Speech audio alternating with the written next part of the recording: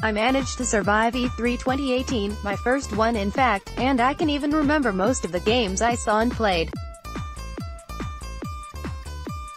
It's too many to name them all, but below are the most notable ones I got a chance to check out.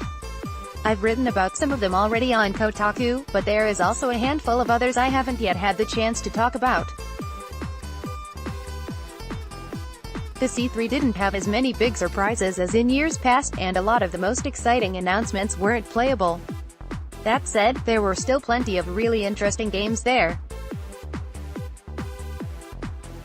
Ori and the Will of the Wisps, Moon Studios' Metroidvania platformer Ori and the Blind Forest felt like a dream to control, and the sequel is no different. This time around there's also an emphasis on combat and quests. Fighting with swords, bows, and hammers made of light felt great in the short demo I played, but the couple of fetch quests I was able to pull up and search for on my map felt simply like more for more's sake. Space Hulk Tactics, the steady flow of Warhammer games continues on apace, although surprisingly I only saw one at this E3.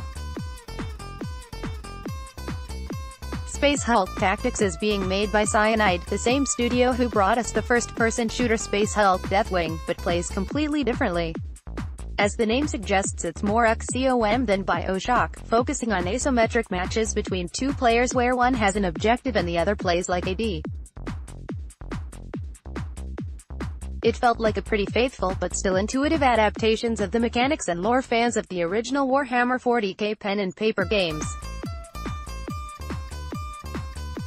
Metro Exodus. What I played of Metro Exodus didn't look quite as visually impressive as the gameplay reveal trailer at E3 2017, but the open sandbox areas did flow together extremely well. Any reservations I had that Exodus would feel too much like other first-person shooters as it took a few steps into the open-world genre were put to bed the first time I hid behind a door in an abandoned factory, with only a few bullets left in my makeshift shotgun, hoping breathlessly not to be found by whatever mutants were walking around upstairs. The survival elements still appear to be intact, just with more freedom to explore this time around. Metal Wolf Chaos, From Software's 2004 Xbox exclusive parodying America's Commander-in-Chief, never released outside of Japan, and there's a reason for that. It's not a very good game. What I played was ridiculous but not much fun. Still, I care a lot about retro games and preserving their past, so whether or not Devolver Digital's faithful port of Metal Wolf Chaos is worth actually playing through to completion, it was really cool to see a bit of prescient gaming history up close over a decade after its original release. Black Future 88. This game could not be any more my shit. It's a roguelike shoot-'em-up that takes place in a sentient skyscraper full of neon lights and pulsing synth music. The action is frenetic and incredibly brutal. I didn't beat the demo despite its developer doing his best to revive me over and over again, but I didn't really mind because whether winning or losing, it's an incredible audiovisual experience. Overwhelm has tight controls and great retro-looking maze levels of red and black pixels. You play as a little guy trying to avoid being killed by threats that lurk around every corner. Every time you die, the field of view surrounding you gets smaller, like a camera lens slowly closing in until it almost feels like you're hopping through a series of death traps with a blindfold on. It released during E3 on Steam. Inu, The Distant Light. Inu is another Metroidvania-like, with sprawling side-scrolling areas that interlock and require finding new equipment to traverse. It also has a bit of Mega Man X in its DNA, with detailed backgrounds and vehicles you can get in to traverse extremely long areas of the map. Indies inspired by classic SNES games are a dime a dozen these days, but Inu's world and art style looked more interesting as I explored them than most. My Friend Pedro. I tried My Friend Pedro in a metal trailer out in a parking lot across the street from the Los Angeles Convention Center, and at not point did I feel like leaving. It takes Max Payne's bullet time mechanic and deploys it across a series of bullet hell platforming puzzles. Easily in my top 5 games of the show. Spider-Man. A lot of people got to try Spider-Man at E3, including me. As far as I can tell, all of us loved it, especially the web slinging. Flying through the streets of a beautifully crafted open-world city has never been so fun. There could literally be nothing else in the game and I'd still want to buy it, play it, and possibly never leave it.